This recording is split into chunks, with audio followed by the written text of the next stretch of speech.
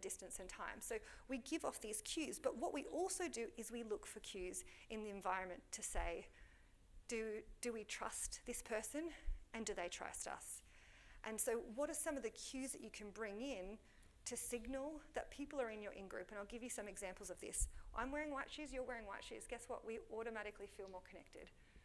So dressing similarly, speaking similarly, it sounds really ridiculous, but there's so much work on behavioural synchrony, it's called.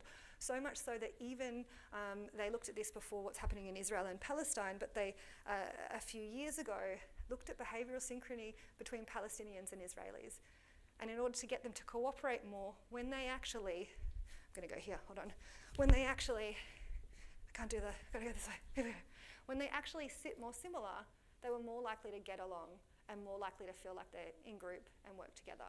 Do you go to work because you actually want to go to work? Or do you go to work because you have to go to work? And what I mean by that is there's a difference between extrinsic and intrinsic motivation. So generally, if you want to go to work, that means that you're probably generally like intrinsically motivated. You love serving your country, you love the activities that you might be doing, you love the people that you're working with, the creativity, all of those intrinsic things that make you feel good.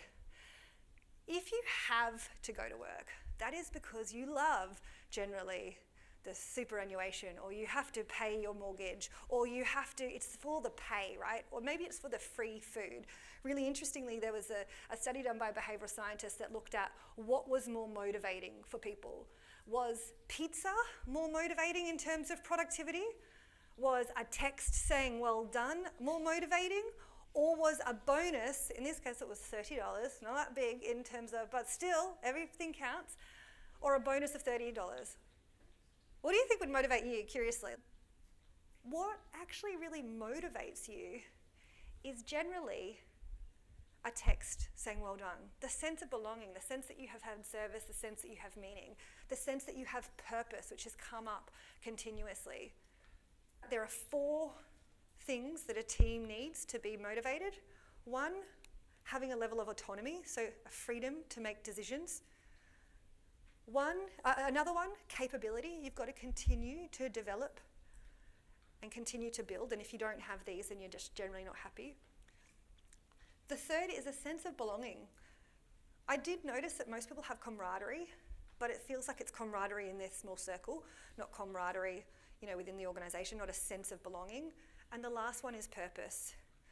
One of my favourite examples of this comes from like some MBA teaching, and they often will talk about when JFK was president in the US, he actually went to NASA and he was exploring NASA, and he came across a cleaner and he said, "What do you do here?" And the cleaner said, "I help send people to the moon."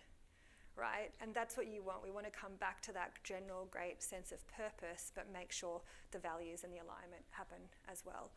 But basically the commander here, his name, I love this, is called Commander or Chowder.